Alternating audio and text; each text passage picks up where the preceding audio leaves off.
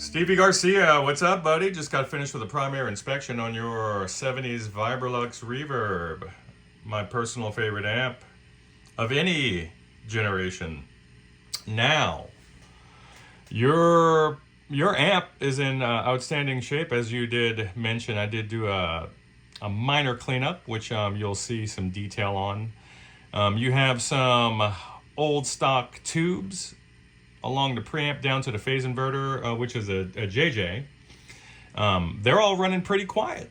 Looks like you have some late model JJ6L6 GCs and a 5U4GB rectifier tube. All those guys are running quiet. I need to do a temperature check, see where those guys are biased at. There is a slight amount of 120 hertz hum running in the background. It could actually be 60 hertz. There's some harmonics on top of that, so it's kind of confusing my meter or my spectrum analyzer, but that's okay. The whole point is that this thing is running pretty damn quiet, but I'm gonna go ahead and remove the chassis, do an inspection, and make sure the bias electrolytics are nice. Make sure we don't have any leakage on the phase inverter coupling caps, and also check under the doghouse, the whole thing, you know. All right, check in with you later, buddy. Bye.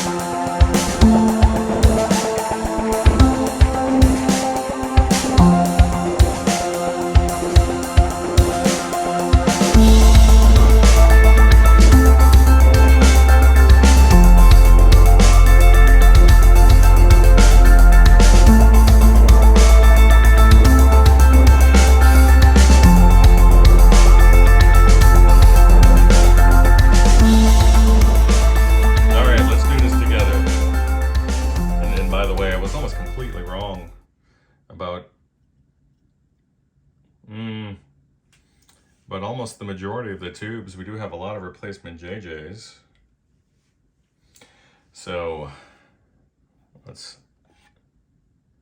whoa.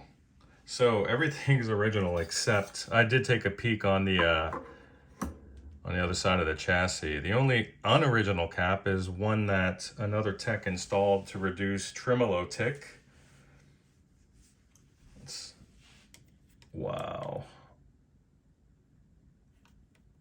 So your reservoir caps, there's no physical leaking here, but your phase inverter cap here is leaking, and you can see some ejection coming out of the port.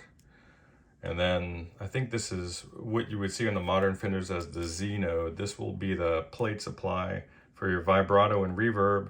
And then you have your preamp plate supply here, which is not leaking, which would explain why there's no hum, no major background hum. However, this is an issue.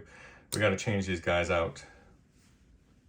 This will, this is just like the worst looking stuff ever, besides those old waxy sausage caps that you see, those paper caps in the old 1940s amps. So you're looking at, obviously, for the potential of shorting a nice pair of power tubes, if not your output transformer. So, and then also potentially shorting your rectifier tube, which can potentially destroy your power transformer. So let's be safe and get these out of here. I'll flip her over and then we can take a peek at the other side. All right, so like the human body, an amplifier is made of separate systems that function as a whole. And these separate systems are circuits. This is part of your bias circuit. These are your filter caps that supply the negative bias voltage. So these will short out At some point they need to go. And then it's much the same for the rest of these guys here. And this is, I'm using my regular mount. And you can see the one cap that was changed here, just to cure. I guess the tremolo was ticking, the vibrato was ticking, so he added that cap. It's a little countermeasure Fender actually released as a service bulletin some time ago. But yeah, you have all of these original Mallory caps throughout, and then you can see on the board here, there's a ton of wax, and this is just something that's indicative of the older Fenders, the older Silverface amps, where Fender was quite liberal with applying this wax coating in order to seal the board from moisture. This is just vulcanized paper or fiber, vulcanized fiber, also known as fish paper, and it does a good enough job on its own with a light amount of this wax. However,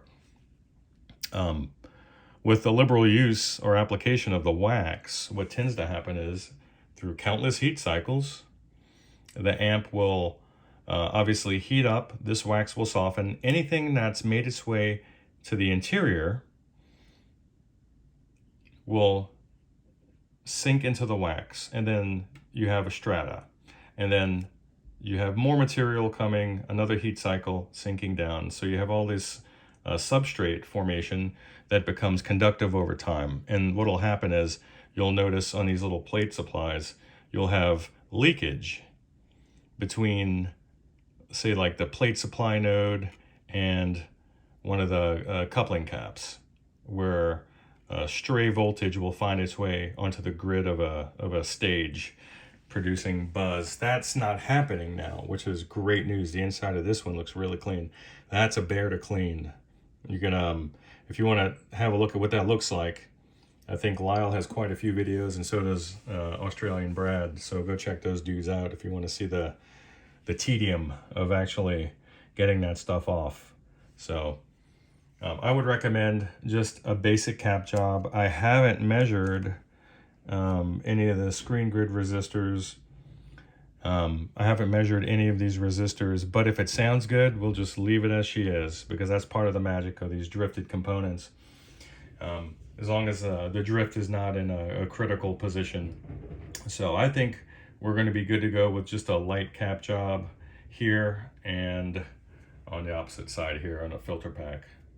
So I'll talk to you soon. It looks like the death cap is still in place as well, so we'll get that sucker out of there.